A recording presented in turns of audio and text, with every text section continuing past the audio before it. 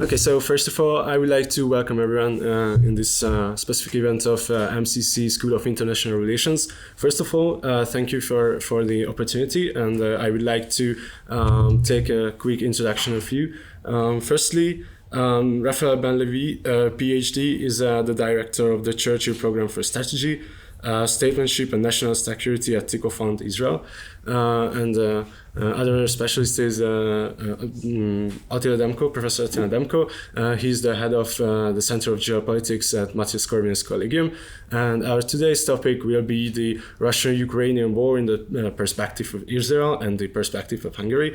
And I would like to start with the first question, which would be, what was the relationship of the two countries with Russia before the war, and what was the relationship of the two countries with Ukraine before the war? First of all, I would like to ask you to share your opinion about Okay, it. sure. Well, first of all, it's great to see you all. It's great to host you here at TICFI in Jerusalem. I think it's very important, the connection between our two organizations, between TICFI and MCC, and I hope this is the beginning of what we become more in-depth cooperation. All right, so Israel and Russia relationship and Israel-Ukraine relationships have both been complicated. They're complex. They have both, I'll say Russia first, we have both common interests as well as conflicting interests. Okay, so I'll speak to a few of both of those. So common interests include a mutual diaspora, meaning that there are around 150,000 Jews living in Russia, which are Israel's concern. Whether they move here or they live there, it's still Israel's concern. And there's about 1 million Israelis of Russian background who live in Israel. And Russia sees them as part of their concern, and their well-being is their concern. So there's a sort of connection there that's not going away and anytime soon. We have strong trade relations, the diamond industry, wheat, energy, constructions, Israeli-Russian businessmen that facilitate a lot of trade. There has been in the background trade with drones, even with Israeli drones and technology, not the top line, but something like that. They both have an interest in resisting or opposing the spread of Islamism.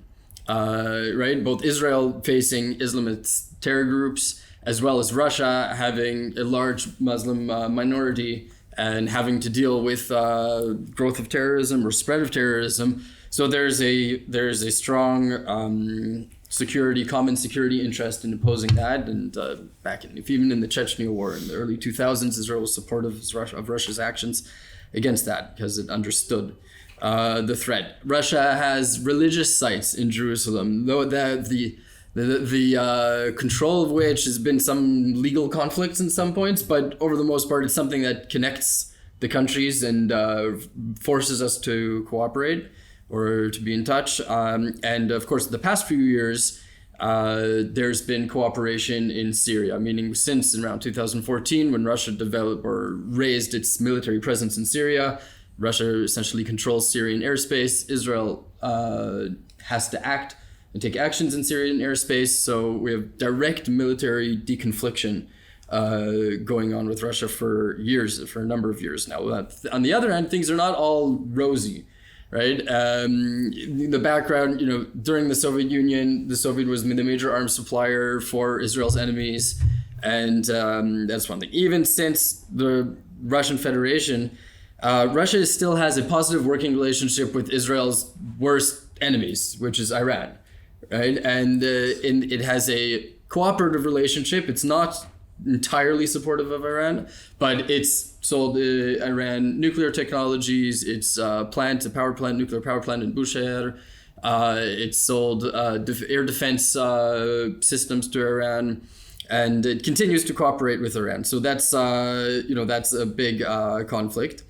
Of course, in the broader sense, Israel is strategically aligned with the United States and the West more broadly, which Russia sees as its largest rival. So we can't, really feel comfortable, and it also is suspicious of, what Israel does with its information and all that. And Russia has also consistently supported the Arab claims and the Arab side, at least rhetorically, in the ongoing conflict, whether it's Palestinians or against Arab states in general. right? And in the UN and all that. So it's not like Israel has this, purely cooperative relationship with Russia either. Should I go to Ukraine as well first? Maybe we'll go back yeah, there. maybe Go we for ask it. about Yeah. it. So first of all, thank you very much for hosting us here at Tikva Foundation. It's really generous of you, and I'm very happy to be here in Jerusalem, the heart really of the world, or at least our Western world. I think to analyze Hungarian-Russian relationship, we have to go back a bit in history, but I will be very fast with that. So for at least a century, in the 19th century, Russia was seen as the biggest threat to Hungary, since Hungary had a lot of Slavic minorities, Slovaks in old Hungary, the pre-Trianon borders Hungary, Slovaks, Serbs, Ruthenians who were incited by this pan-Slavic ideology. So for at least until 1920, Russia was the main threat for Hungary. It's not very well known that's how Hungary saw it. So when Russia was defeated in 1918, Hungarians and Austria-Hungary thought we won the war. And actually didn't happen because our front line collapsed in the south, in Thessaloniki. But what I want to tell you that for a very long time, this was the main threat, Russia. And actually it was also like during the Second World War, since we saw what happened to Poland, which is a country very close to us, and then what happened to the Baltic states and Finland. And Hungary helped Finland, tried to help Poland. And of course we fought the war. Again, it was the Soviet Union, but in Hungary, Soviet Union was always seen basically as an extension of Russia. So again, that was a very shocking moment in our history, let's say the capture of Budapest, which was of course liberation for the Jewish community, but it was a true massacre for many others. And actually some of the Jewish minority also suffered because of the Russian or the Soviet things. And Raoul Wallenberg was taken and basically killed by the Soviets, or he died in custody. So that part of the history is quite dark, and it became really the darkest moment was in a way 1956, the Hungarian Revolution, which was crushed by Soviet troops. But again, in Hungarian mind, it was Russian. So the main slogan of the revolution was Ruski go home, Ruski domoy.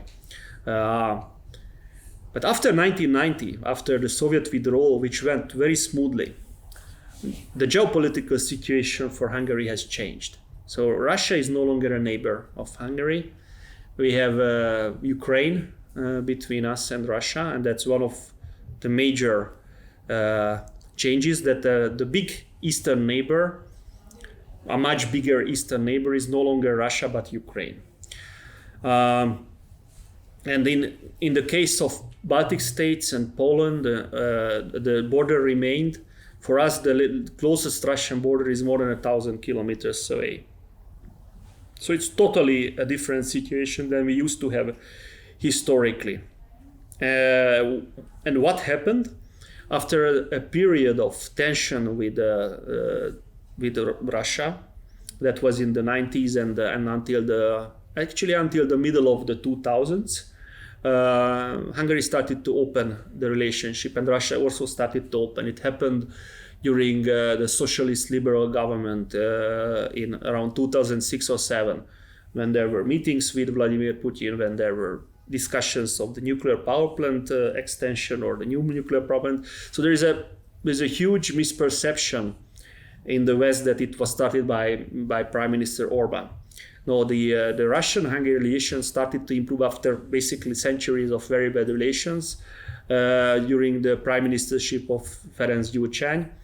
And it continued during the prime ministership of Viktor Orban for one obvious reason. Russia was the main supplier of Hungarian gas, Hungarian oil, and Hungarian nuclear fuel, and Hungarian nuclear technology. So basically, it was a given, starting from the 70s and 80s, because we built the nuclear power plant. So actually, that was the first big thing, that we built the nuclear power plant in the 80s, the Paks 1 power plant, which gives half of the electricity for the country, a small thing, half of the electricity for a country. And then we built up a gas heating system for the country, because natural gas is much more healthy and much more environmentally good than wood or coal. So we changed the heating in the country. I think on the whole Eastern Bloc we changed the most, which was seen as very progressive at the time. But now it's a big vulnerability for Hungary that households need Russian gas. Not industry, not fertilizer making, but households are very big. And what happened what made us even more vulnerable to Russian gas is that we had a quite huge internal gas production. We have gas fields and oil fields, but they started to decline in the 90s. So for example, in 1990, we had 4 billion cubic meters internal production, and we needed only 6 or 7 billion cubic meters from Russia. And today we have 1.5 billion cubic meters internal production, and most of the remainder we need it from Russia. So actually the Hungarian-Russian relationship since let's say the middle of the 2000s was a good business relationship based on our interest, and of course it was Russian interest to sell as much gas and nuclear technology, nuclear fuel as possible. So it was a rather good business relationship, but it was never a historically good relationship. So what is the difference between, let's say, Serbia and the Serbian mindset and the Hungarian mindset, or even the Slovak average mindset or the Bulgarian mindset? It's far more pro-Russian than the Hungarian. I talk about the people. In Hungary, there is we are not a Slavic country. We were historically very much afraid of this pan-Slavic cooperation. So there is no such a given sympathy to Russia. But there is one thing which is very different from the other countries, and maybe I will talk about it more in the Ukrainian, when we talk about Ukraine. But actually Ukraine replaced Russia as the big Slavic neighbor, and Ukraine is the country with the Hungarian minority and some of the holiest Hungarian sites. I will talk about this. And unfortunately, Ukrainian-Hungarian relationship took a turn for the worst after the Maidan revolution, because Ukrainians started to, let's say, impose the language and symbols upon the Hungarian community. And this is going back to Russian relations. This is what changed the mindset of many Hungarians towards Russia. The originally most hostile part of Hungarian society was the most nationalistic part. So interestingly, today, those who are most pro-Russian are the most nationalistic parts. But when you ask, are you ready to fight Russia? Actually, those who are the most pro-Russian are the most ready to fight Russia at the same time, because they are the most nationalistic part of the society.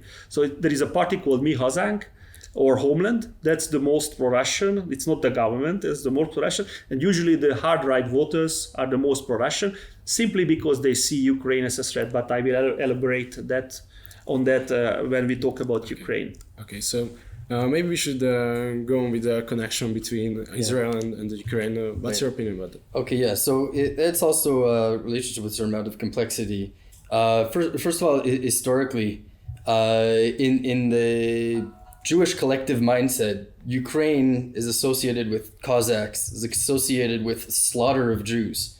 Okay, you have to understand that in the Ukraine, when Ukraine started forming its national identity with the Khmelnytsky uprising about 300 years ago, along with uprising, they also slaughtered more Jews within a few years. Then this was essentially like a Holocaust up until the Holocaust, right? This was like the worst slaughter of Jews from the end of the Second Temple up until the Nazis Holocaust. And this was remembered, and this is remembered in Jewish mindset as a particularly traumatic event. And now on top of that, there was also the Ukrainian cooperation with the Nazis in murdering Jews during the Second World War as well. So as far as the broader society goes with the idea of Ukrainian nationalism, it's mostly negative. Now that doesn't mean that there wasn't also cooperation, and there was also many Ukrainian Jews that lived there, and then the big issues were also punctuated by periods of cooperation and hosting. But overall, that's sort of the background. But when Ukraine was founded as an independent country in the 90s, Israel established diplomatic relations with it, and they had a cooperative relationship, which mainly trade in wheat and as well as tourism, and also particularly in Israeli tourism to Ukraine because of the pilgrimage that happens once a year, where Jews from all over the world go to visit Uman in Ukraine. So that's like 30,000 Israelis come every year. So on the one hand, so that's a connection that that many people in Israel want to continue. On the other hand, I can tell you, friends that have been there, they report to me that they don't get a positive vibe from the Ukrainian host. But there's a cooperative diplomatic relationship. Ukraine has voted against Israel since its independence, pretty much, on mainly anti-Israel resolutions in the UN Security Council, including just this past month, where the Palestinian Authority is trying to take its issues to the ICJ. Hungary voted with Israel on that issue. On the other hand, I also want to balance it out that I think it's clear that the historic Ukrainian anti-Semitism, people are willing to recognize it. They're willing to put that into history and move on and move forward. Especially as today Ukraine has a Jewish president, so it's very difficult to try and say that this is a Jew-hating country when they've elected a Jewish president. So again, it's also complex. Overall, though, and if I compare to the relationship with Ukraine to Russia, there's a lot less. It's a lot smaller scale, both of trade and certainly of strategic interests. We have a strategic need for cooperation with Russia, whereas with Ukraine, up until recently, it hasn't been. They have no interest, they have no presence in the Middle East. They don't have strong relationship with other Middle East actors. It's just been a much smaller issue. Yeah, I see. And what about Hungary? So, as I said, the Russian-Hungarian relationship were very bad historically. And I can tell you that Ukrainian-Hungarian relationship was much better. So actually, there was no Ukraine before the 20th century. But there were Ukrainian, let's say, or pro-Ukrainian principalities in the neighborhood of Hungary. And there were sometimes wars, but generally there was no big tension. And of course, after Poland took over that area, and with Poland that was excellent relationships throughout the ages. So that's the place for centuries where we didn't expect attack. That was after, of course, the Mongolian invasion. So I speak about the 15th century. Hungary was always looking to the south as a threat historically, to the Ottomans, to the Muslim, let's say, attack on Europe. That's how we saw it. Maybe it's too crude to say it today, but I think that's accurate. But that's how we saw it, since our churches were converted to mosques, and a lot of let's say slavery happened during that time. So Ukraine and this northeast was not seen as a problem or as a threat. And then when Russia took over in the form of Soviet Union, again, I think we disliked the Soviet Union the same as the Ukrainians disliked the Soviet Union. But there was one moment before the Soviet Union, that is 1920, when some ancient Hungarian areas were transferred not to Ukraine but to Czechoslovakia. And of course, it had a Ruthenian, we call them Ruthenian majority, but basically close to Ukrainian speaking or close to Ukrainian language. So let's call them Ukrainians. And today they say that they are Ukrainians, or most of them, they don't call them Ruthens or Ruthenians. The problem was that Czechoslovakia not only took the Slavic area of that province, or it's not even a province, the province was created at the time, it was separate counties, so it was never a unit. What is today Transcarpathia in Ukraine is not a historic unit of Hungary. It has nothing to do with history, it has everything to do with geography. That a railway line was given to Czechoslovakia to connect it to Romania, and that railway line, on both sides there were a lot of Hungarian villages. So the population of that province, at the time, about 25% was Hungarian, but they almost all lived next to the Hungarian border. And that created tension with Czechoslovakia and animosity with Czechoslovakia, since the Hungarians never wanted to join Czechoslovakia. And after the war, this was transferred to the Soviet Union. But the Hungarians were never angry for this at Ukrainians. They were angry at the Czechs, at Prague, and at Moscow, that these Hungarian parts were transferred. And it's very important to understand it's not only like the people there, not only like the Hungarian community who lived there for more than 1,000 years. So they are not, there are some misconceptions in the West and in Ukraine that they were settled there during the Austro-Hungarian monarchy. No, they were since the start of the Hungarian Principality in the 9th century. And actually Hungarians lived what is today Ukraine at least since the 8th century. So we talk about far more than 1,000 years. They are not newcomers. In Hungarian language and culture is not newcomer in Ukraine. It's much older than Crimean Tatar on the territory of Ukraine, and still Tatars have a different treatment in Ukraine. So that is one thing we emphasize always, that Hungarians are ancient inhabitants with the graves going back to 800 something or even 700s in what is today Ukraine, not in Zakarpatskoye Oblast but other parts of Ukraine. And there was only one historically problematic thing with Ukraine. So it's an excellent relationship throughout the history. The Ukrainians, the Ruthenians were called the most loyal people of the Hungarian kings, and especially of Rákóczi, who was a Hungarian prince.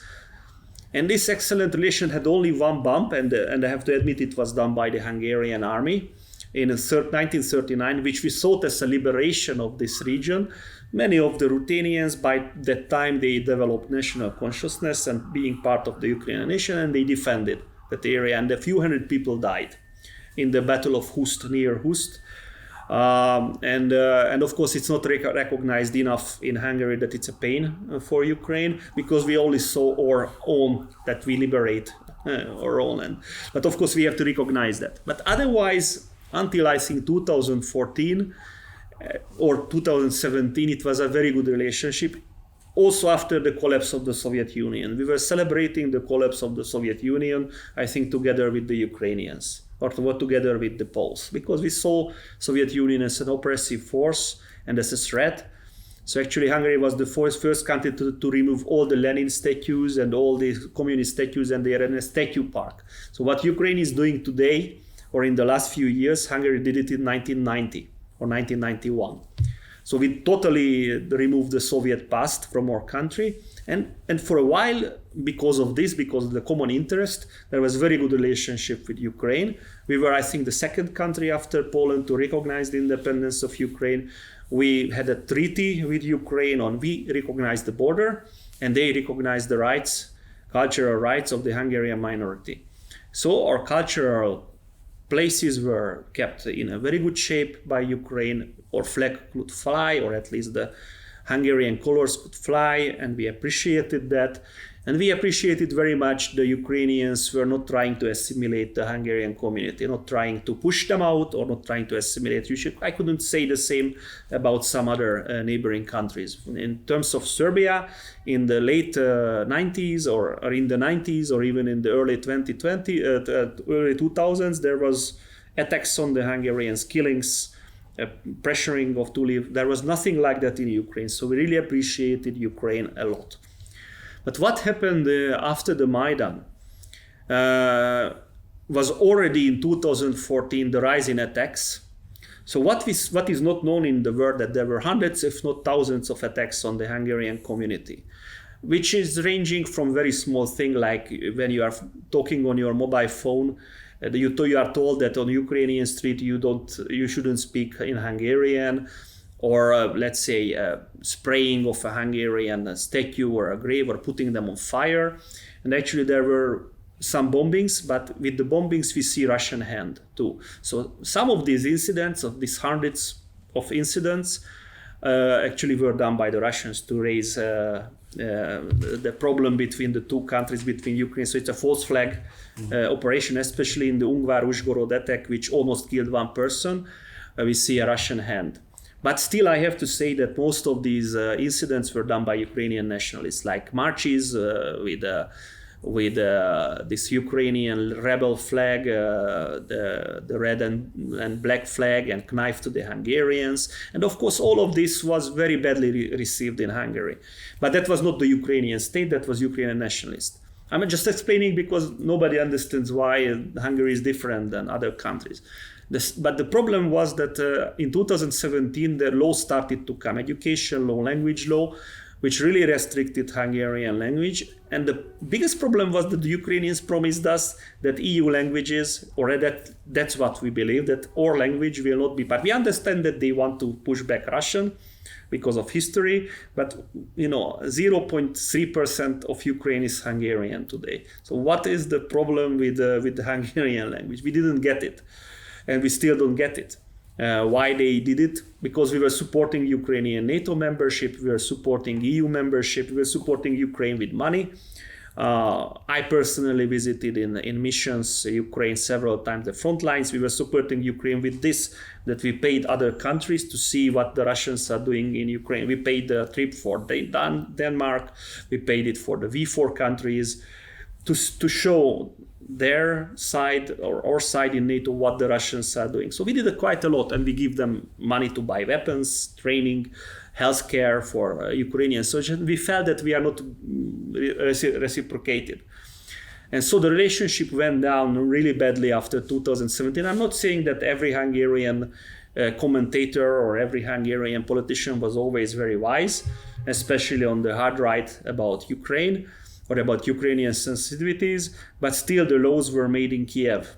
And the laws and those incidents were not stopped by Ukrainian police. Let's say this incident of threatening the Hungarian community basically with killing. And it's not known in Ukraine, it's not known in the West, it's not known basically anywhere. And since the war started, and that's now a major point, that Hungary decided not to send weapons to Ukraine. But I go back to the first answer. So we are dependent on Russia in a way more than most of the other European countries, not because of Prime Minister Orban, but because of the decisions in the 70s and 80s. So 40, 50-year-old decisions to connect it to the Soviet Union very closely. This decision to have cleaner energy instead of coal. So actually it was a progressive decision for Hungary to change from coal to gas, but it meant that our gas consumption went far, and we couldn't do anything about our declining gas production. So actually the Hungarian relationship to Ukraine, to Russia is a business relationship with, on the basis, rather negative emotions, but not openly negative emotions. But with Ukraine, now it's an emotional relationship. It's not a rational issue anymore.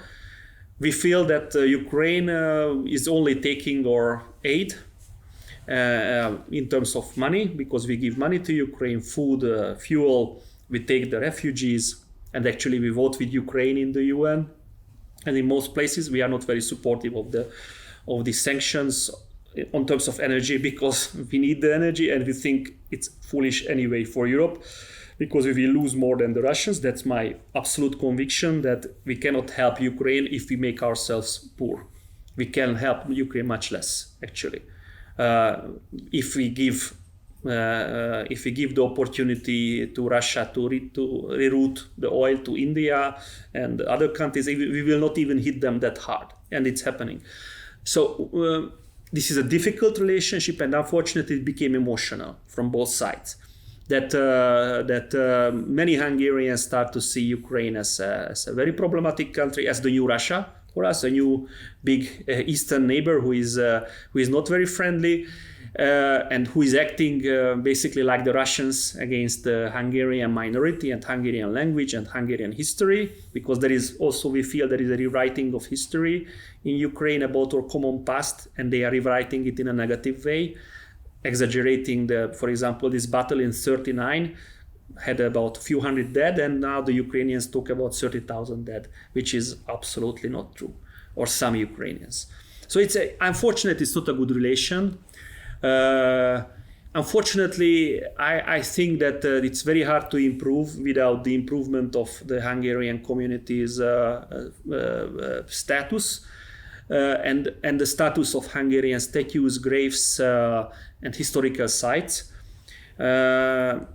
And I believe that it's the interest of Ukraine to change this. But of course, they are also emotional because I think they truly believe that Hungary is with Russia, despite voting with Ukraine, despite helping with Ukraine, despite voting most sanctions. I tell you one example, and I stop this very long answer, that we sanctioned more than 1,200 individuals. Hungary voted. And of course, we didn't sanction one, Patriarch Kirill, who is of course an important religious figure, and I understand the Ukrainians are angry about it because Patriarch Kirill was not very nice to Ukraine, and generally he's not a very positive person.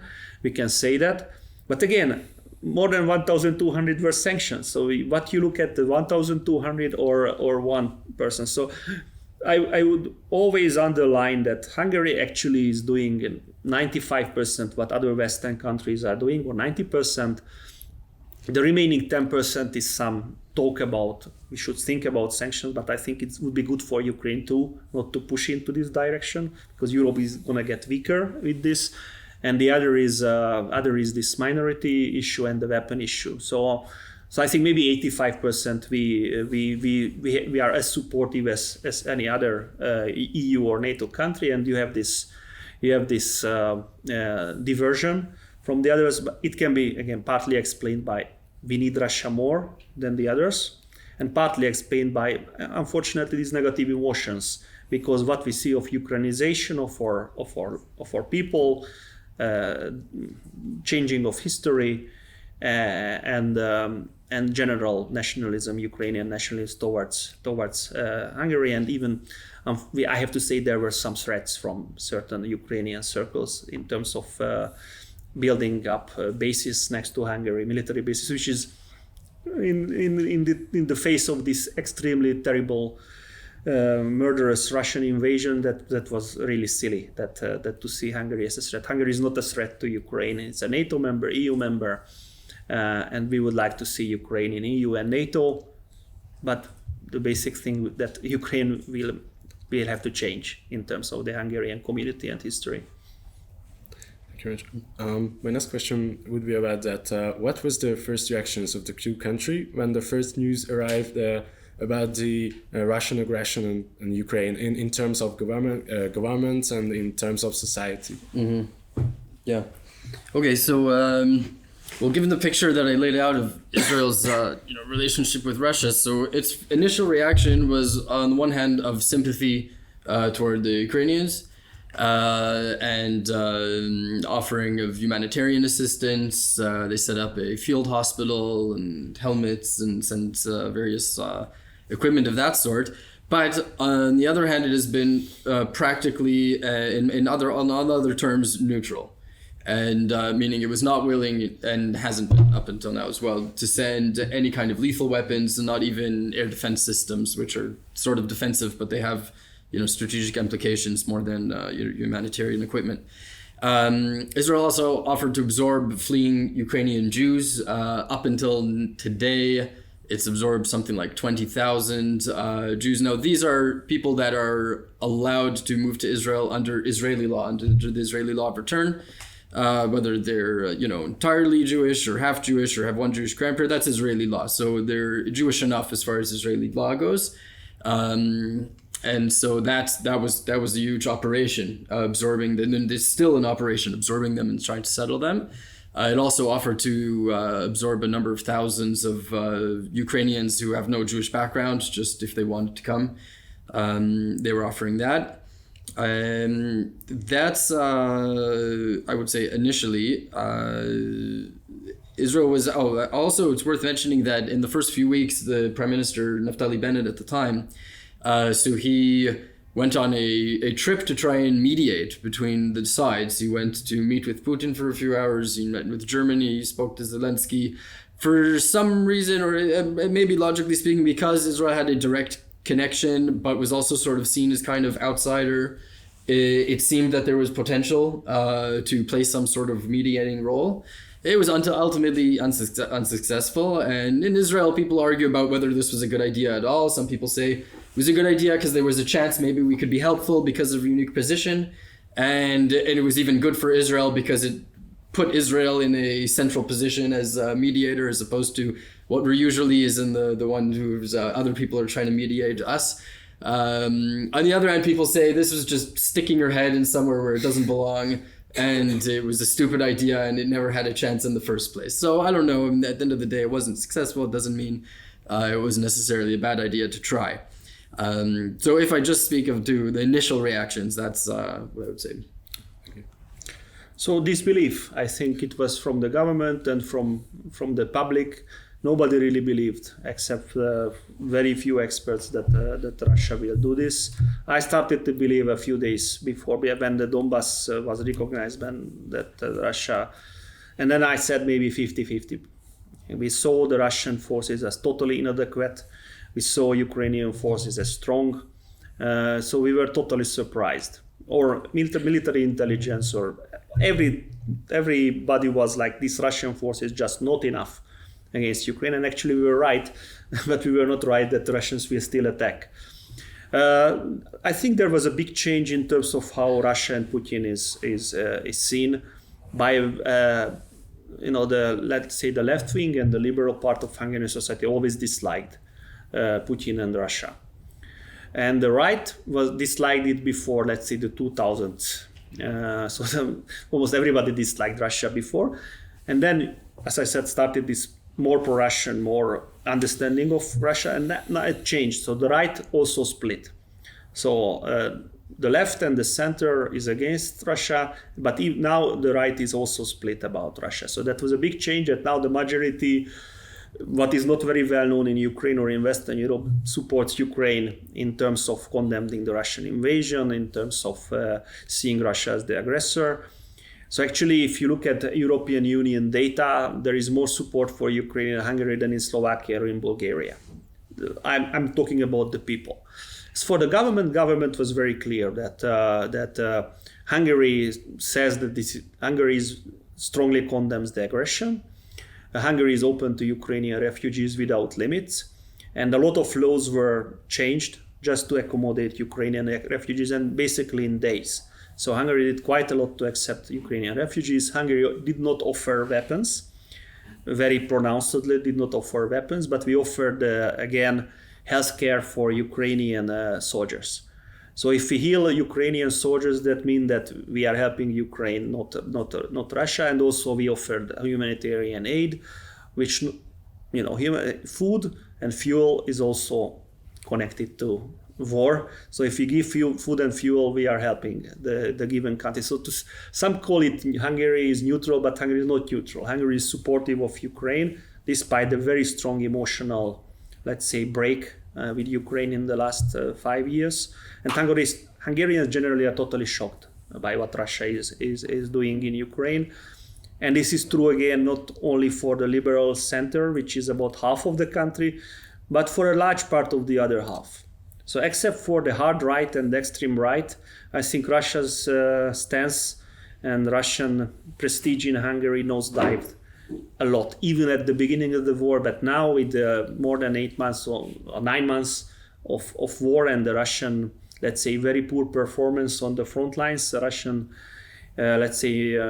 might or military is, prestige is very much down in Hungary. So the general thing was a surprise, disbelief, and the loss of a lot of prestige for Russia. And for the government, the government felt, but the main thing, and I forgot, most of the people had one wish, that we have to stay away from this war. We had World War I, we lost 35% of our people, and a large part of the territory which would have voted for Hungary if there is a vote, but there was a land grab at the end of the First World War I, not a vote.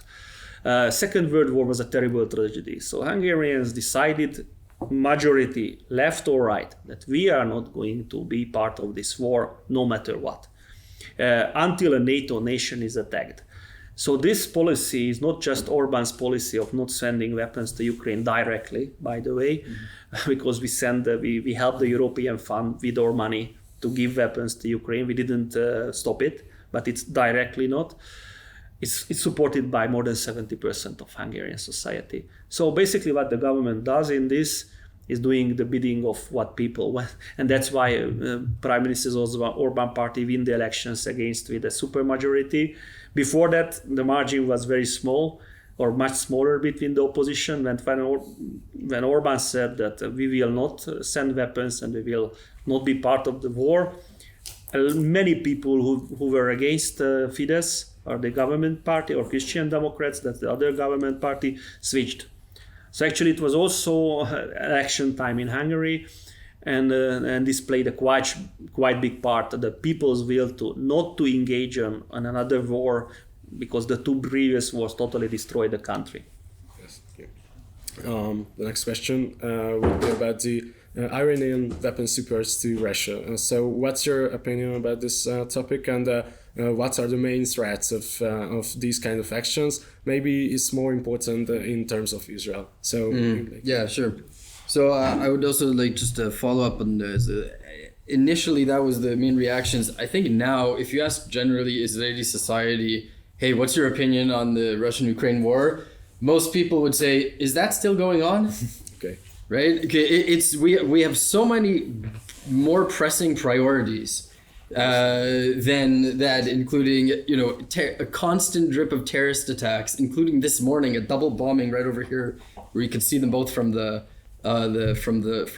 balcony here, and almost every week there's been over the past year, Iran, and Hezbollah, the economy, the Palestinian Authority trying to take Israel to the ICJ, just so many other things going on.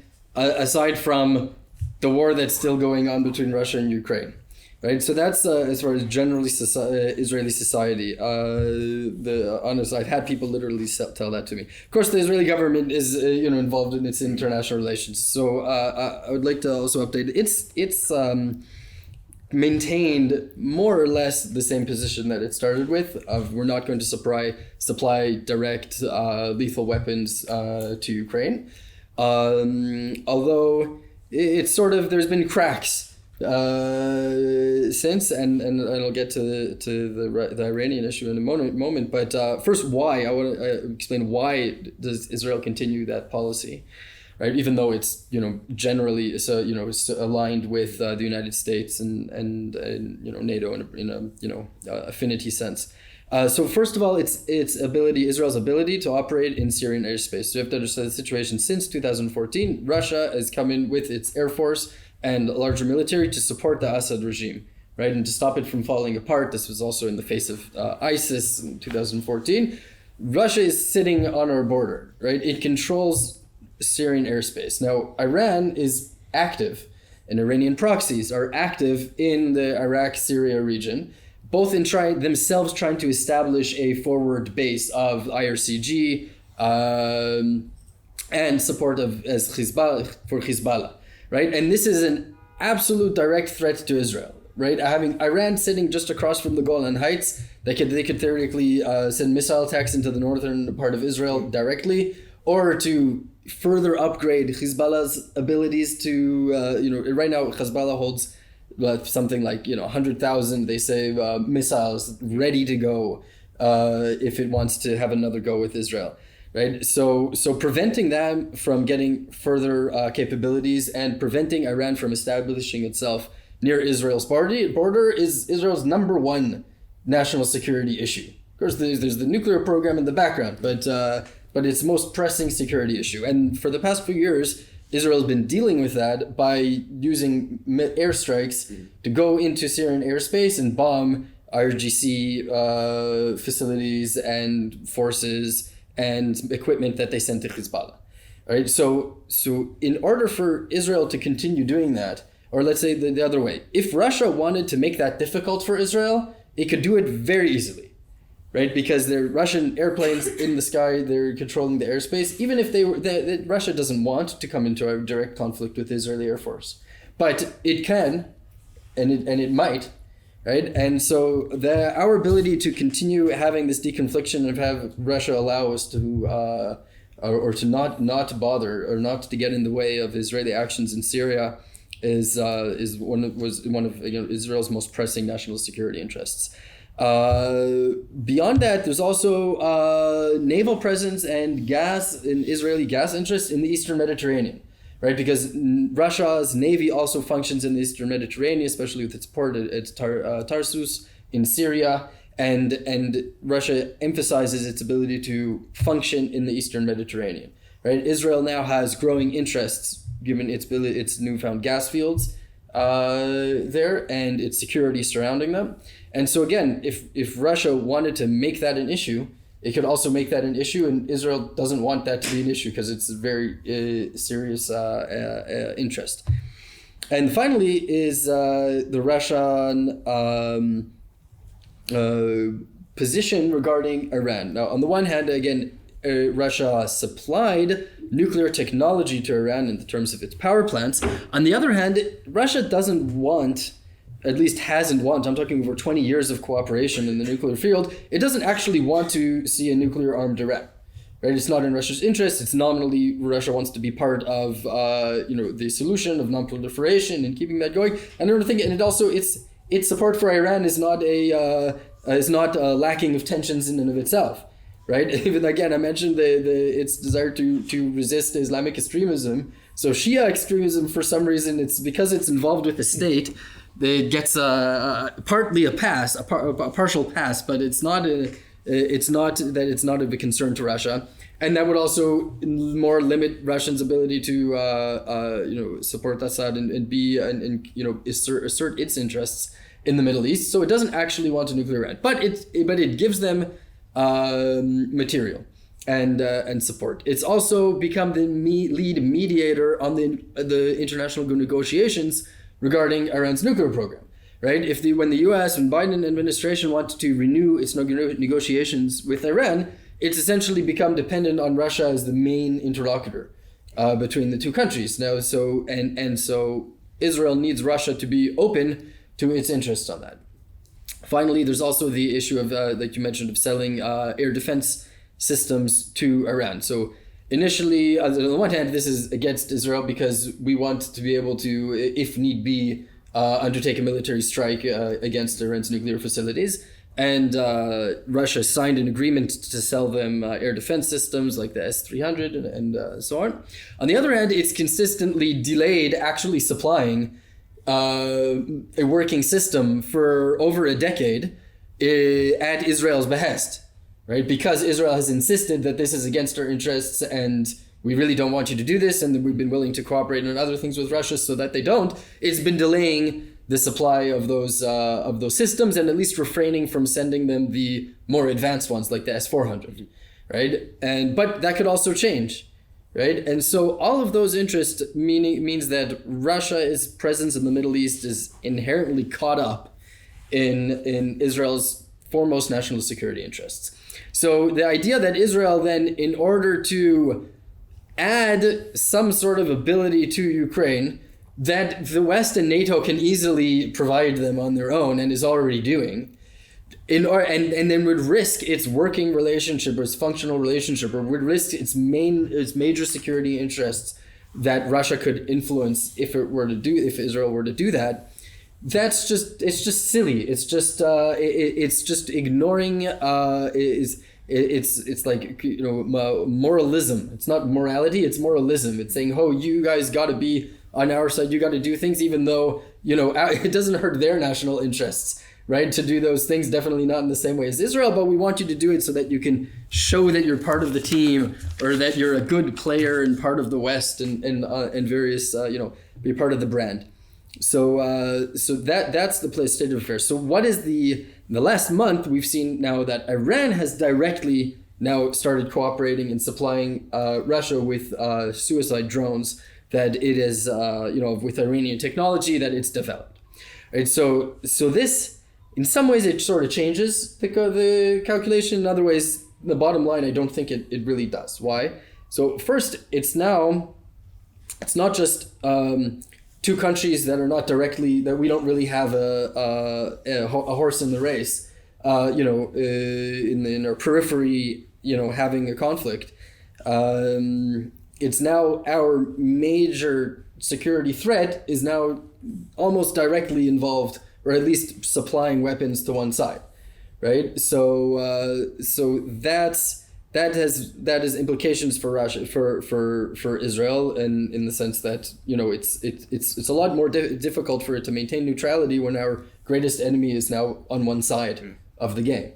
On the other hand, it's also maybe in a way positive. I don't know if it's positive, but here's another implication: is that if up until now, even the past year, the United States has been trying to pursue a conciliatory relationship with Iran, trying to renew the JCPOA, the nuclear agreement, and have a working relationship with Iran. Now, how is the Biden administration, where it's on the one hand taken a clear stance, providing millions of dollars of aid to Ukraine, and it's supporting Ukraine, and now Iran is actively on the other side, and it's supposed to continue pursuing a conciliatory nuclear deal with Iran? Right. So on the one hand, that's sort of to Israel's advantage, considering that the direction of the deal that was probably that was on the table is something that Israel did not see as advantageous, didn't see as being a good deal. Right. So in some way, this undermines Biden's ability to sell out to Iran. Right. Or makes it more difficult diplomatically for him to sell to Iran the same time when he's saying that this is Iran's on the wrong side. So why did I say at the bottom line, though, it doesn't really change things? Because, well, the West is supplying Ukraine with weapons, so now Iran is supplying Russia with drones. Like I said, Iran and Russia's arms cooperation had been going on for 20 years, right? The technology and selling missile defense and all that.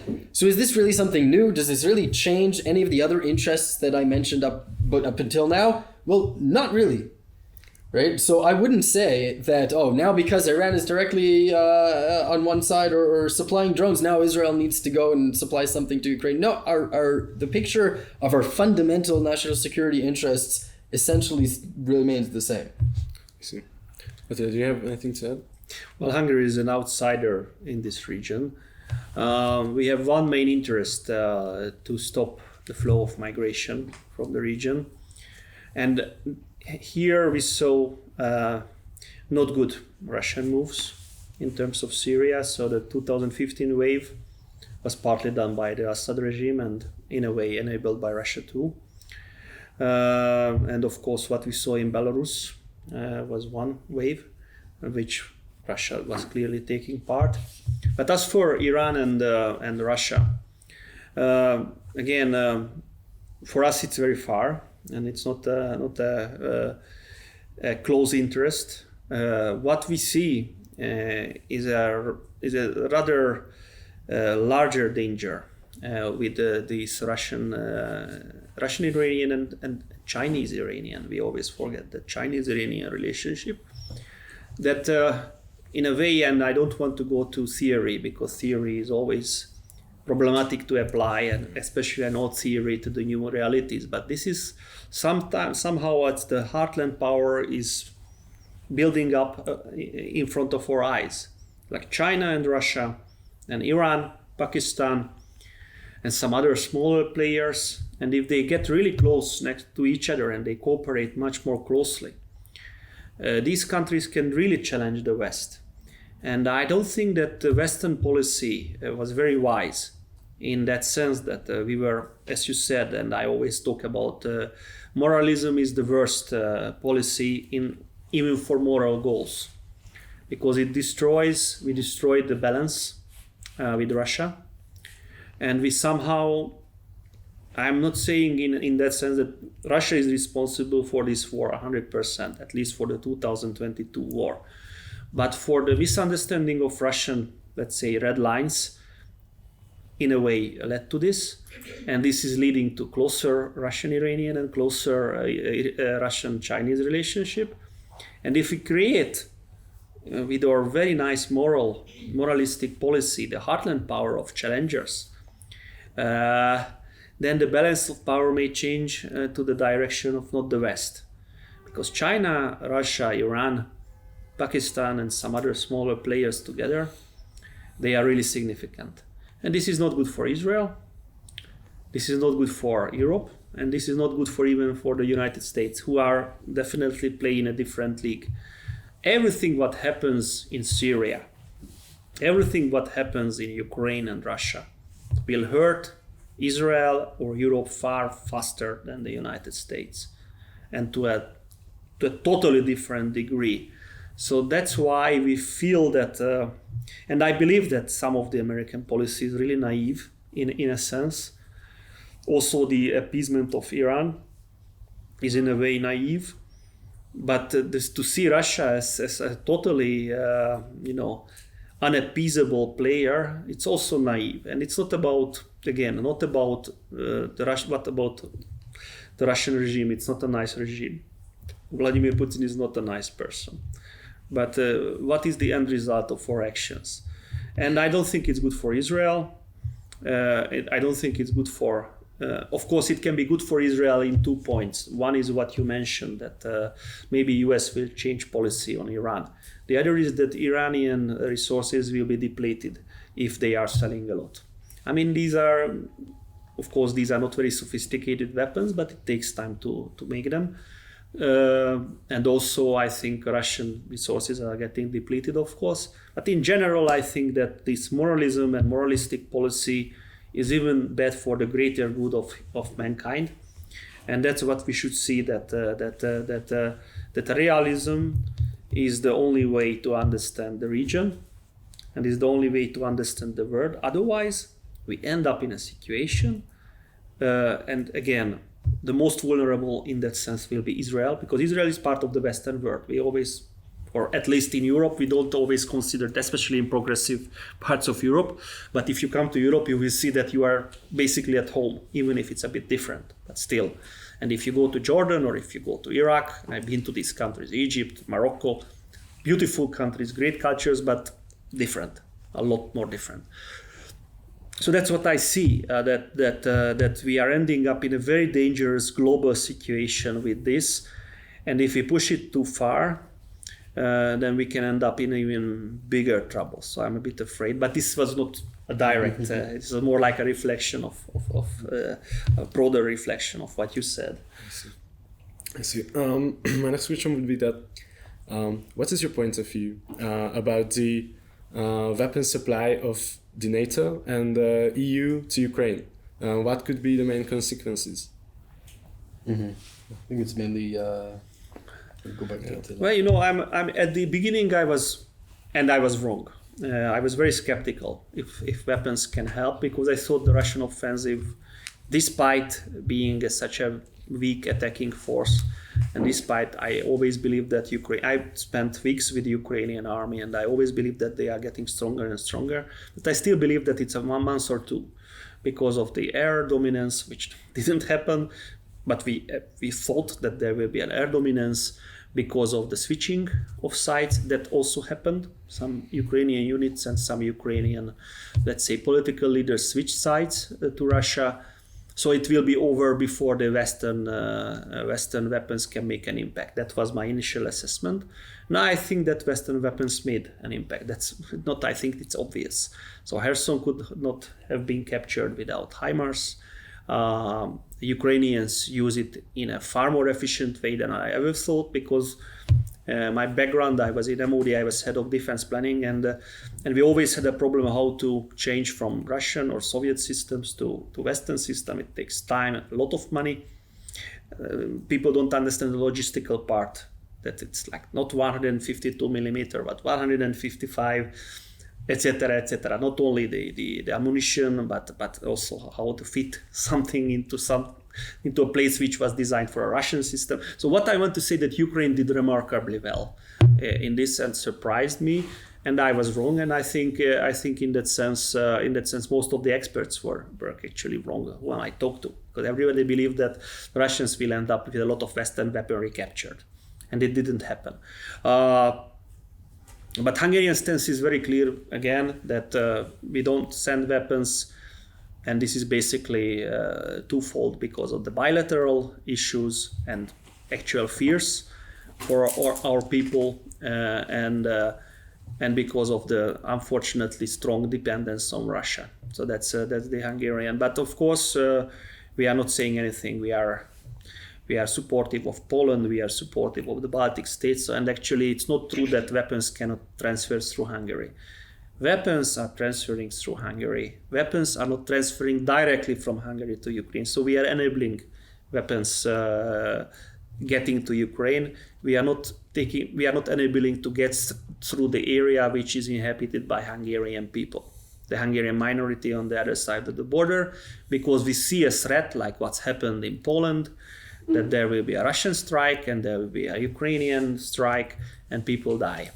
And of course, people may die on the Hungarian side. So maybe you can say that we are extra cautious in this, and it can be, and I understand if somebody interprets it as pro-Russian, but actually it's being extremely prudent. Thank you. And to conclude the discussion, lastly, I would like to ask that this whole conflict, how does this whole conflict affected the relation between Israel and Hungary? Okay. I would say a few things. First, beyond Hungary and Israel's broader relationship with Europe, there was a very successful book published in 2004 by Robert Kagan called Of Paradise and Power, or Power and Paradise, if you're familiar. I recommend it. And what he essentially said there was that America and Europe are living on two different planets, where America is still living in the Hobbesian world where power matters, and Europe thinks that it's entered into a vacation from geopolitics, right? It's paradise. It's living in paradise. It's beyond the need for power. It's beyond war, right? And this mentality, and I think, broadly speaking, it was more or less right, at least at the time in 2004, if you remember, this was right in the Iraq War. But this mentality that had taken hold in mostly Western Europe, that it has gone beyond, it has transcended conflict. It has, cooperative. It's sat down the wolf and the lamb, and got beyond its its previous bloody past, led them to a critical stance toward Israel, right? Because every time Israel then had a war, an operation, or something going on, the attitude of the Europeans was like, look, we've gotten beyond our conflicts. Why don't you just, shake hands with the wolf and get beyond your conflicts, right? They couldn't understand the idea that Israel still lives in the jungle, right? Which was, with real security threats and real security interests. And so that led to this, this constant, criticism and attitude. And so one of the implications of the war is that this has sort of broken. In some ways, Western Europe and Germany included are waking up to the fact that there is no vacation from geopolitics, right? And that their temporary vacation was really, was temporary, and it was in the merit of the fact that the U.S. was taking control of their security needs during the Cold War, which allowed them to believe that they were living in this paradise, right? But now they're sort of waking up to that. And in some ways, this might mean they might be more sympathetic to Israel's situation as a country that lives in a place that has real security interests. Beyond that, they're also trying to arm themselves, right? And Israel is a country who has technologies that they're now interested in. There's now a potential for stronger cooperation, where there's on the table has been talking about Israel selling Germany its Arrow high-level missile defense system, right? And there might be other deals like that along the way. Another implication is energy, right? Israel is now becoming an energy exporter, not at the same scale as the big players, but at some sort of scale.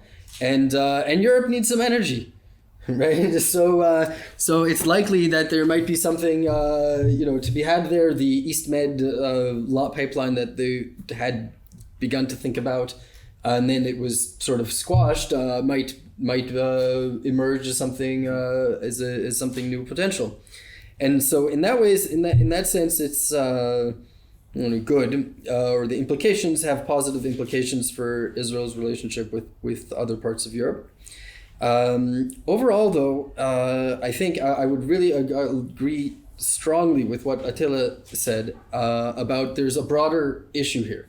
And the broader issue is China, right? The real issue, the real threat to the West, to freedom-loving nations across the world is not Russia.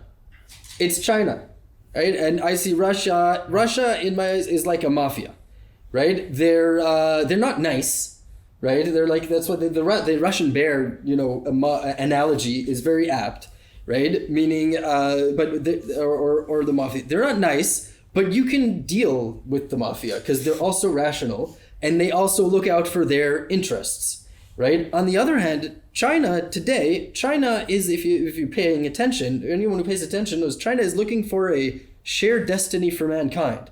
China is now adopted an expansive ideology, or wants to truly undermine the current system of free nation states. Certainly in its immediate abroad. Also, its Belt and Road Initiative speaks to and shows its aspirations for much broader spheres of influence. Its inroads in Africa and recently in the Middle East, and not just economics. Right? For decades, it was that China just wants to trade in the Middle East, but it has no direct influence. There's no direct interests. That's changing now. It's changing even more now that a lot of this has become more entrenched under the leadership of Xi Jinping. And Xi Jinping, if we thought that maybe his leadership was not going to continue, just became the lifetime dictator of China, right? So there's no reason to expect that this is going to change. And this is just a huge blind spot. I don't understand how people can say, well, they're going to get caught up and we're going to fight to the end in Ukraine, Russia, where they don't realize that what they're doing is pushing Russia and China together. Whereas what they could do is come to some sort of modus vivendi with Russia, who is at the end of the day, it's also more pragmatic. It's also more acting out of defense, even though I agree with you, it's not excusable. They're definitely the aggressors in this thing. But it was also a misunderstanding and an unwillingness to take on a realist perspective of Russia's interests over 20 years. Now, when I said this, I teach a course to the Israeli Military Academy. I said this exactly a year ago. I was giving a lecture on Russia, disconnected from what was going on, and some of the students were like, "You're saying Russian propaganda." Excuse me. Okay, I will quote you from George Kennan in 1997. Saying what Clinton and NATO is doing, speaking of expanding even more into Eastern Europe, is stupid. It is a total misunderstanding of Russia's interests. It's a bear, right? It doesn't mean it's nice, but if you step on a bear's toes, it's likely that they're going to attack you, right? Whereas they could easily have come into some sort of understanding regarding where the limits of NATO really are. Henry Kissinger wrote in 2014, right, on the background of the crisis in 2014, he said very simple proposal for how they could resolve this. Part of it is recognizing Ukrainian neutrality when it comes to security, right, and issues, and a number of other things, while at the same time making it clear where the border is, because Russia does need to be deterred from expanding further. But all of this is really just a distraction from the real threat. And so today, the question is, should we sort of push towards some sort of ending to the war that could then resolve the issues, or are we going to double down or intensify the conflict and drag it out as long as possible? Even though I'm not an expert to how the balance of power of tanks and all that add up. But at the end of the day, Russia is obviously a stronger power, and I don't see an end where Russia just folds up and goes home, with its head between its tail between its legs. I don't see that happening, and so it would be a lot smarter for the West, for the world, and for Israel if we could find a way of bringing it toward some sort of resolution that neither Ukraine nor Russia would be happy about, but they could both live with, so that we could get on with facing the real threats to the West and to the stability of the world. I see. I totally agree. In a way, I think Ukraine is the victim of Western naivety. And of course, Russia is the let's say, who is doing the massacre in Ukraine in literal sense. But in a way, Western not understanding Russian red lines and sensitivities also played a part. The 2008 summit, the real disregard for Russia as a big fuel station, as it was called, or as not a great power, and it didn't help. And actually the main victim of all this misunderstanding, and I'm not saying it wasn't done in a good faith. So I think these people who were proposing Ukrainian NATO membership, they proposed it in a good faith, but they didn't understand what they are playing with. I think I talk about the George W. Bush administration, and I think they did the same mistake in Iraq and in a way in Afghanistan too, of not understanding the word, but being very ideological. And this is the biggest problem of the West, being very ideological. It reminds me really of my time during communism. Sometimes when I go to Brussels, I feel like the 80s come back with the Soviet slogans of how to help Nicaragua, because Nicaragua is in the forefront against the fight of imperialism.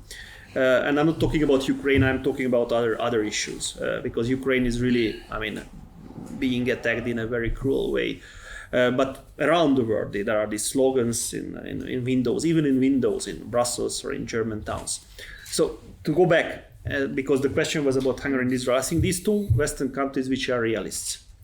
Of course, Israel is being almost basically the same size as Hungary in terms of population and economy, a bit bigger, but of course a much bigger voice in the West. And one of the reasons why, because Israel was realist and was made to be a realist by its environment, and Israel is rearmed or armed itself as maybe, I think, in terms compared to population, Israel is not maybe, by far the strongest Western army compared to the size of the economy and the country. And here comes a relationship between Hungary and Israel, since Hungary also recognized that this is the word of Mars and not Venus, which is coming. And we started the rearmament program actually way before this 2022 Russian invasion. And one link is to Israel.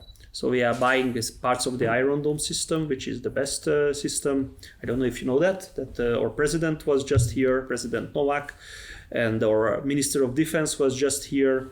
And so we are building a strong military relationship with Israel because we want to learn from Israel how to defend ourselves. And actually that's our advice to our European. That's happening in eastern flank of NATO, but that's our advice that we have to prepare for much worse times. We have to look at Israel, we have to support Israel, and that's Hungarian message within EU, and we have to rearm. Not only against Russia, but also against Russia. So actually what Hungary is doing is not very pro-Russian, since we are rearming ourselves with German, Israeli, American weapons and not Russian ones. And we are trying to develop defense industry partly with the help of Israel in terms of radars and airspace control. We are cooperating with Israel. Maybe we will cooperate in drone technology. We are seeking ways to cooperate in many other ways with Israel. So I think it's in a way two different countries, a very, very different geopolitical environment. But what keeps what makes Israel and Hungary to become almost like friends? Of course, it's very hard to say friends when you talk about geopolitics and interests.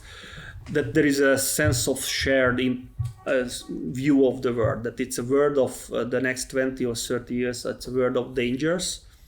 And I think with the election of Mr. Netanyahu again, the relationship was good in the last 1 year also. The relationship was excellent during Prime Minister Netanyahu's time, and I think it will be excellent again. And this relationship will be based on shared view of many things. And this is, I think, in many relationships, it's even more important than interest when you have a shared view of where the West should go. And I think Israel is part of the West. And Israel was warning the West about many things which we didn't believe, because we believe that we live in paradise. And we are not in paradise. There is no paradise on earth. unfortunately. But definitely maybe the next 20 or 30 years will even be less nice than the previous 20 or 30 years. So we in Europe, we have to be very open to what Israel is saying, because Israel experienced, if not hell, but very big trouble even in the last decades. And as you said just before, we started this day with a double bombing and dead people on the streets of Jerusalem. And actually, that's why we were a bit delayed. Both of us were a bit delayed with the police and traffic jams in Israel. This is Israeli reality. Russian aggression against Ukraine is reality today. The rise of China is reality. The population explosion is a reality. We didn't talk about what would happen not only to Israel but to Europe if Egypt goes down, because Egyptian population growth in 5 years is one Israel or one Hungary. 5 years or even less than 5 years. So we have to cope with issues which are really great. And these countries, Israel, Hungary, and some others, are opening. I think we are opening the eyes of our more ideological friends and allies in Brussels, in certain European capitals. But guys, the time has come to take defense seriously. The time has come to be very pragmatic about geopolitics, about politics in general. And the time has come to forget about slogans and understand issues as they are and not as we wish. Mm-hmm. I'd like to follow up. I didn't relate directly to Hungary. That actually the only place I've actually been in Europe is in Hungary. It just happens to be that I didn't really go on large trips, but I had a few stopovers in Budapest, and I actually learned that we call it Budapest instead of in English. For some reason we call it Pest. And another thing that I learned that it's actually like two cities that are connected. Yeah. Right, so that struck me that's interesting because the word Jerusalem is also an amalgam originally of two names. Right, historically in the Bible it's Yeru and Shalem, where it's that sometime in forgotten antiquity it was like two sides that had become unified. And this is why we talk about Jerusalem. We say unified Jerusalem. It's not just today in the political sense. It's in a very deep way that Jerusalem represents this unity, right? And as well, so you said about the values. So if I'll compare it to one of the reasons that the U.S.-Israel relationship is strong is because it's sitting on a basis of both strategic and values, right? And that's one of the reasons that it's been strong for many years. And so I think that's really important. I think of all the different countries in Europe, Hungary has stood out for standing for a national identity. Right, and that's something that I think is essential for its existence. Right, for any country. If a country does not have an identity, right, and a strong national identity that it's proud of, that it's proud of its heritage, that it knows who it is and why it lives, then there will not be national resilience to deal with the difficulties involved in the fact that we don't live in paradise, right? How does Israel live with the fact that people, that there are terrorist attacks on a regular basis and people continue, moving on with their lives? Why? Because there's resilience. Why is there resilience? Because we have a national feeling of a sense of meaning, right? Of why we exist and why we're here beyond the fact that they just want to kill us, or we just exist in order to have a comfortable life and be a sort of from anywhere. Right, and there was a famous, people talk about people that are from anywhere or from somewhere, right? So we're from somewhere, okay. Right? We know where we are, and therefore we can also connect to people who are from somewhere else, right? So in Hungary, they're from somewhere else, but they're from somewhere, right? And I think, and that's also a place where I see Hungary as taking a leadership role in Europe by showing them the way of a place that still believes in something, that they represent something, that there is something good about their heritage. Doesn't mean you have to take everything from your heritage, but as opposed to looking at their heritage saying, oh, we're only bad. We're just, constantly hitting yourselves over the chest saying, oh, we've done, everything in our history is bad. That's self-implosion, right? It's like self-destruction, right? We can recognize that countries can recognize that they're not, that not everything in their heritage is bad, but we take the good and we move forward with that. And so Hungary as well as in many ways Poland and Czechia, but I think Hungary has taken a stronger position in leading the way within Europe of doing that, and so hopefully the stance that Hungary's taken on a number of those issues will continue to set a tone for Europe, who maybe has a chance at reinventing or refinding itself. Thank you very much. I would like to thank you very much for your answers, and if you don't mind, I would open the opportunity to the audience for some questions as well. I would have a question to Raphael. How affected is Israel by the effects of the Russian-Ukrainian war? Because in Hungary we have a huge inflation, and do you feel something like that? Inflation. Well, there is inflation in Israel. I'm sure we're not feeling it as directly as Hungary. There's a bit of the wheat and all that everyone's feeling. Overall, Israel's finances have been managed in a very moderate and very careful way for the past 15 years. And so I think the groceries prices have risen. That's clear, but not in the, not exorbitantly. And as far as gas and all that goes, we haven't felt as strong. Gas prices have risen a bit, but not like, 50% that you're seeing across Europe. And I don't expect that to happen because our gas is coming from different places. And so, I think I would say it's just, we felt it, but it's a lot more moderate, because we're not in the direct circle. You want to call? Yeah. Okay, I would like to ask that, as far as I know, refugees are coming from Ukraine, or like Jewish refugees, and also from Russia now to Israel. And how do you see? Is there any clash between them here or tension? Interesting. First of all, you're absolutely right. I found a data saying that there's been 40,000 new Jews or Jews under the right of return law that have come in the past year. About half from Ukraine, about half from Russia. Why? Because Jews in Russia are feeling, the pressure, the difficulties of the war, the threat of conscription to the Russian army. And, and a lot of people, there was a constant trickle anyway. So they feel, let's try it out over here. I don't know if there's any direct tensions between them. I don't know how much those, many of the people that are going to come, some of them, it might be for pragmatic reasons, but many of them, it's also because they feel identity, they're Jewish, they have a strong Jewish identity, right? And therefore they want to come to Israel. So in that sense, if in both of these populations, their Jewish identity overcomes their, previous or host national identity, it's possible that might not be an issue. I haven't heard anything about that being an issue. I can't say it's not a possibility. I would have a question to both of you.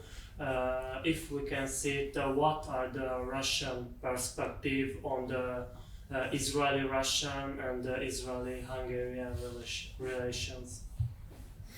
Well, I don't think that Russians care much about Israeli-Hungarian relations. It doesn't affect them at all. But for Israel, I think Russia has a respect because the Russians respect strength and Israel is strong.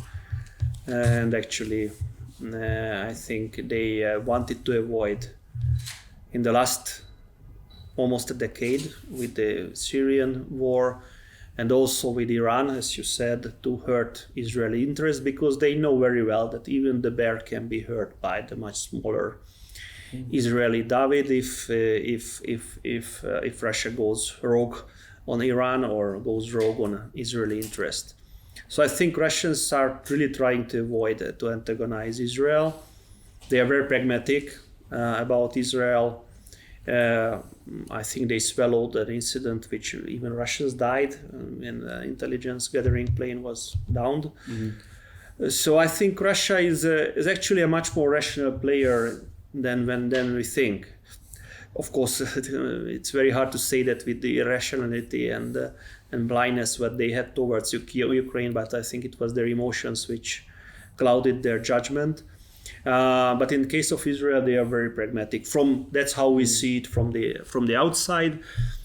As for Hungary, they don't really care what Hungary does with Israel. I'm pretty sure about that. Yeah, I would agree with you as far as Russians' perceptions of Israel. I agree Russia will respect people who are powerful, and Israel is a powerful actor in the region, and that's why they're willing to take into account our when we make it clear our security needs. There's been a long relationship between Putin and all different various Israeli prime ministers. Again, it doesn't mean it's a loving relationship, but it's one that's of mutual respect and willingness to hear what the other side is saying, hear where they're saying, this is what I like, and hear when we say, this is what I must, right? These are my real red lines, right? So again, Russia will not always vote the way we like it in the UN, right? But when we make it clear our red lines, then it's willing to accept that. And I think there's also some sort of deeper or in the larger cultural context, again, because of Russian religious sites in Jerusalem, right? It's very important to their national identity, their Russian Orthodox sites in Jerusalem, right? Russia, again, sees itself as the third Rome, right? Again, as far as Russia is concerned, right, it inherited the mantle of Rome from Byzantium, right? And that was sort of grown and has roots here in Israel as well. So I think that also colors the relationship. There's also, again, when I go further into, or not further back, but more recent history, is the memory of World War II. So Israel has historically accepted shown appreciation for Russia's defeat of the Nazis, Russia's role in the defeat of the Nazis. And this is very important in Russia's own national identity, and they have national yearly ceremonies of the defeat, and Israel even has some sort of monument of that, right? Not that Stalin was a friend, right? But because of Russia's fighting in World War II, they defeated the Nazis, and he definitely wasn't a friend. So and Israel is supported and will send its representatives diplomatic representatives to the ceremonies, and I think that Russia really takes that into account. I think they appreciate that. Again, not saying that we have to agree on the deeper value level, but there's a mutual respect in that level. Thank you very much. Any other questions? If there's no other questions, I would really thank you, both of you, these thoughtful comments and answers. And to sum up this whole event, I would like the audience as well your attention. So thank you very much. Well, thank you guys.